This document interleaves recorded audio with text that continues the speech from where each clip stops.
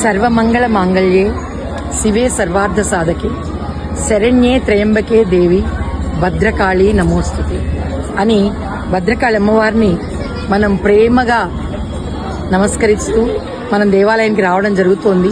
మరి భక్తులందరికీ ఒక చిన్న మనవి ఏంటంటే, ప్లాస్టిక్ కవర్స్ దయచేసి తేవద్దు. దేవాలయం ఆవరణలో ప్లాస్టిక్ కవర్స్ కనిపించరాదు.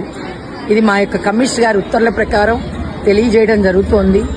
కనుక అందరూ బయటకు వచ్చేటప్పుడు క్లాత్ కవర్స్ దగ్గర పెట్టుకొని రండి.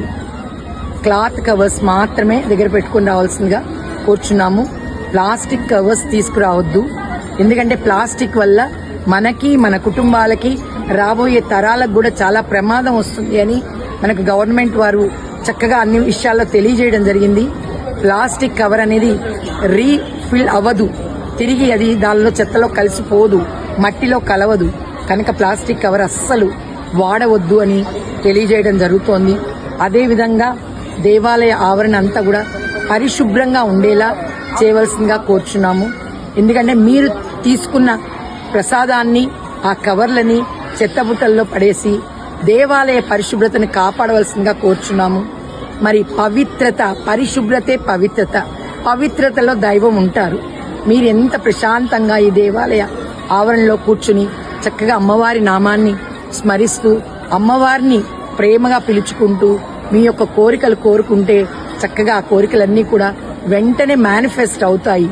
కనుక మీరు ప్రశాంతంగా ఉండాలి అంటే మనం ఉన్న ప్రదేశం అంతా కూడా క్లీన్గా ఉండాలి.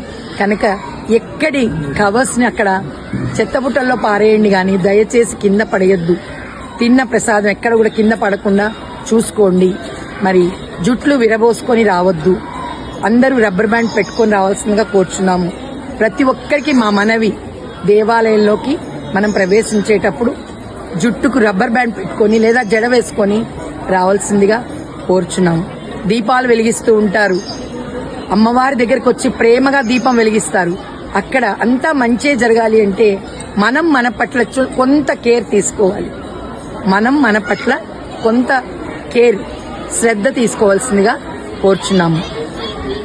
ప్రశాంతంగా అమ్మవారిని దర్శించుకోవడానికి క్యూ లైన్లో, దేవాలయం వారు ఏర్పాటు చేసిన క్యూ లైన్లో వెళ్తూ భద్రకాళి శరణమమ్మ అని మీరు కోరుకుంటూ, మీ కోరికలు అమ్మవారికి చెప్పుకుంటూ వెళ్ళవలసిందిగా కోరుచున్నాము.